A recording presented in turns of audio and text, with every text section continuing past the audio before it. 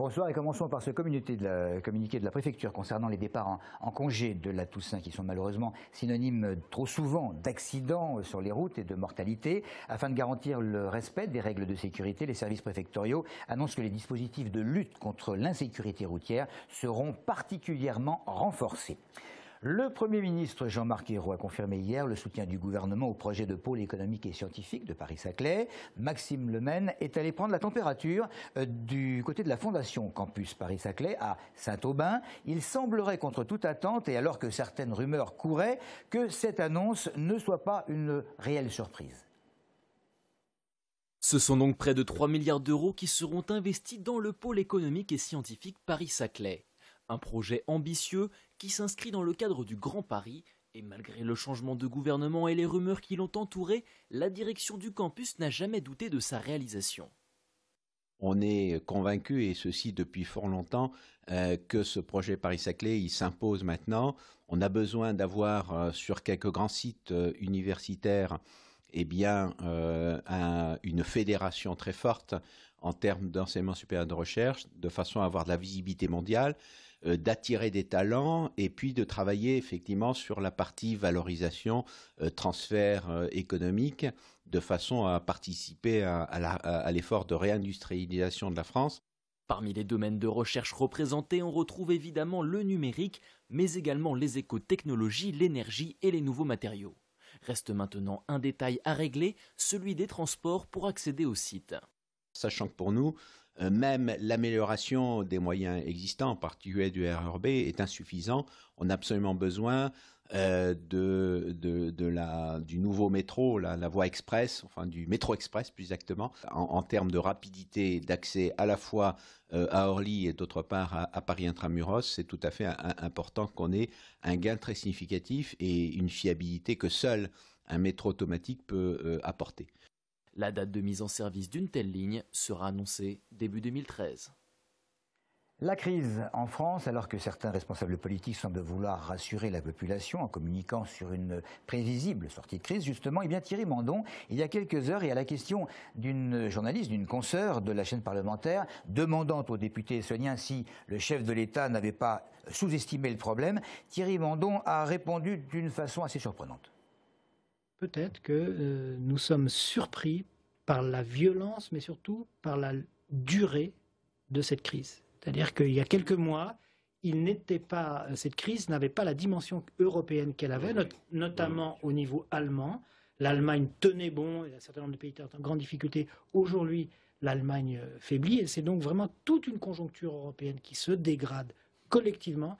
Et ça, c'est une prise de conscience récente.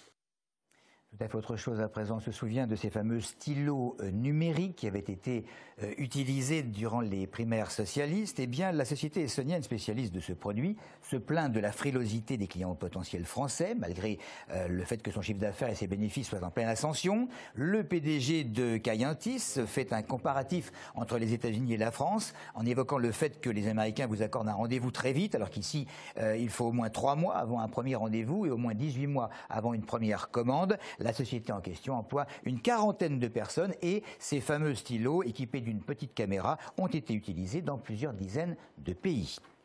À Paris, c'est la 23e édition du festival Regard Jeune sur la Cité. Cette année, 102 courts-métrages sont en compétition, avec des équipes évidemment du pays entier. En Essonne, 4 groupes de jeunes concurrents. Ils viennent d'Évry, d'Épinay sous Sénart, de la Norville et de Viry-Châtillon. Nous avons rencontré ces derniers et visionné le film La Rumeur Sauvage, film diffusé ce matin au festival. Audrey Coll. Ils sont 5 jeunes, tous de la Grande Borne. Avec la MJC Aimé Césaire de Viry-Châtillon, ils ont réalisé un film de 8 minutes. Ils ont choisi le thème L'effet papillon. Leur court-métrage est à la fois une vision de leur quartier, mais aussi un scénario humoristique pour dénoncer certaines réalités. Dans les quartiers, les grands, ils n'aiment pas que les petits touchent à leurs petites sœurs, trucs comme ça. C'est leur protéger, personne n'a le droit de les toucher, trucs comme ça. On a voulu montrer que dans les quartiers, si tu sors avec la petite sœur d'un grand du quartier, bah, ça peut tourner très très mal. Le festival Regard Jeune sur la Cité proposait pour sa 23e édition 2 thèmes à respecter, flashback ou l'effet papillon. Les courts-métrages ne doivent pas dépasser 8 minutes. Dans la salle de projection, le film de Viry-Châtillon a beaucoup fait rire le public.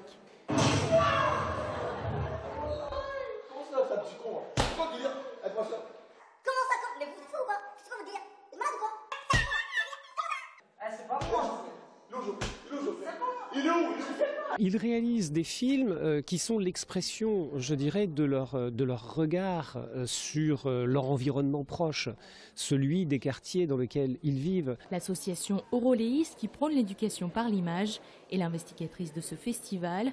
Ouvert à tous les jeunes entre 12 et 25 ans, le concours se veut un espace de liberté d'expression pour ces réalisateurs en herbe. Les prix dans chaque catégorie seront remis ce soir. La Poste innove, pas partout, à Palaiseau. En fait, c'est une boîte aux lettres accessible depuis la voiture qui a été installée. Le Coudray Monceau en a déjà fait l'expérience. Ça fonctionne en permettant aux conducteurs pressés de ne pas descendre de leur véhicule pour poster leur courrier. Ça devrait mieux fonctionner que les fameuses poubelles basées sur le même principe et qui permettent à un automobiliste de viser à distance et de lancer son vieux chewing-gum ou son Kleenex. On passe à la mise en garde du Conseil général à propos des tiques acariens antipathiques qui se plaisent notamment dans la forêt de Sénart. Leurs mini-morsures transmettent à l'homme la maladie de Lyme, une infection cutanée ou avec ou sans maux de tête et douleurs articulaires. Chez les chiens, il y a la fameuse pyroplasmose qui peut être mortelle. Ce soir, Halloween, la ferme du Viltin à cheval sur l'Essonne et sur les Yvelines organisait comme chaque année depuis lundi un atelier de sculpture de potiron, un reportage signé Claire Colombel et David Kircher. Aujourd'hui, dans la tradition anglo-saxonne, les enfants fêtent Halloween. En France, cette coutume n'a pas vraiment percé, mais certains jeunes ont quand même planifié leur soirée. On se déguise, après on va chercher des bonbons, après on les mange, après on va en chercher, après on rentre. Pas de déguisement ici à la ferme de Viltin, mais des citrouilles pour Halloween. En tout, 30 000 jack-o'-lanternes ont été cultivés, spécialement pour organiser des ateliers de sculpture de potiron. C'est une variété, c'est celle qui est dédiée pour les opérations d'Halloween. Elle a déjà une forme bien ronde, une couleur très caractéristique, c'est la famille de la courge, et elle est très facile à creuser par rapport à d'autres citrouilles dont la peau sera plus dure. Elle a toujours été utilisée pour cette culture-là, et c'est donc celle-ci que vous retrouvez derrière nous. Malgré la météo peu clémente, ces légumes plantés en mai ont bien poussé. Pour obtenir une belle sculpture, les parents et les grands-parents mettent souvent la main à la pâte. D'habitude, c'est une activité que je faisais avec les enfants à la maison. Et puis là, j'ai découvert que la ferme de Viltin le proposait. Donc j'ai trouvé que c'était plus sympa de faire ça en commun avec d'autres enfants. Attention, ce soir, en vous promenant, vous risquez de croiser des sorcières, fantômes ou toutes sortes de monstres. Et nous allons terminer avec les primeurs de Massy, primeurs qui débutent ce soir, 15 ans de festival, qui ont vu défiler parmi d'autres artistes Sanverino, Olivia Ruiz, Camille, Émile Loiseau, Anaïs ou la Grande Sophie. Festival d'artistes ayant sorti leur premier album. Les primeurs de Massy, véritables révélateurs de bon nombre de carrières. Ce soir, Mina Tindall, Maya Vidal, Zoufris Maracas, Kabadzi, Jungle by Night, 20 artistes sur 4 soirées, très folk rock.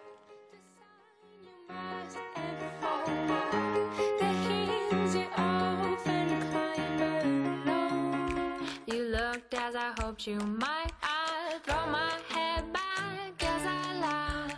I touch you. Combien de temps encore vas-tu te balancer ainsi de camp encore pour que tu sois lassé du brun, du blanc, du rouge? Les primeurs à partir de 20h, salle Bayard à Massy, et c'est tout pour l'info. Merci de votre fidélité.